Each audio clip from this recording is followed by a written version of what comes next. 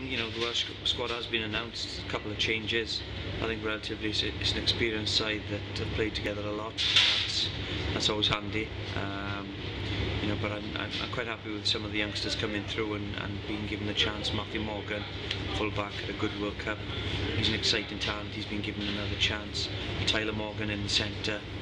And it's good to see Tom James back on the wing as well. He's been omitted from the squad for some time now. Played well in Exeter, signed for the Blues again this year, and he's taken his chance. So there's a good blend there, and a squad capable of winning it, I think. That was going to be my next question. What do you think the chances are of Wales taking the title? Well, looking at the squad that Wales have put together, it is a squad capable of winning the Six Nations. However, I've seen the squads from the other teams as well, the other nations. England is going to be interesting with Eddie Jones for Six Nations for him. They're more than capable with the squad they've got of winning the Six Nations.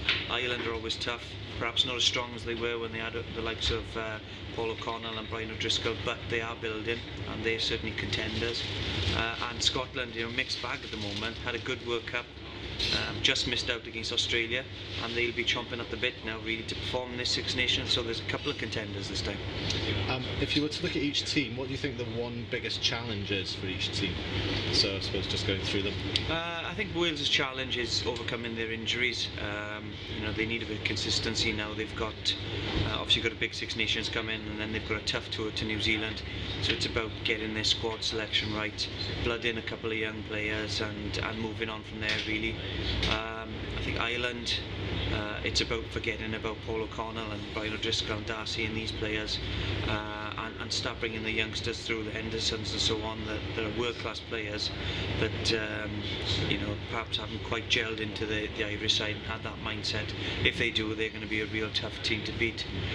Scotland, just picking themselves up from the World Cup, not having a World Cup hangovers as they've had for some time now, and really moving forward. I think Vern Cotter's a good coach, has done wonders with the team, strong squad, and they need to move forward. And I think England, it's difficult. New coach in Eddie Jones, he's certainly picked a squad that ruffled a few feathers.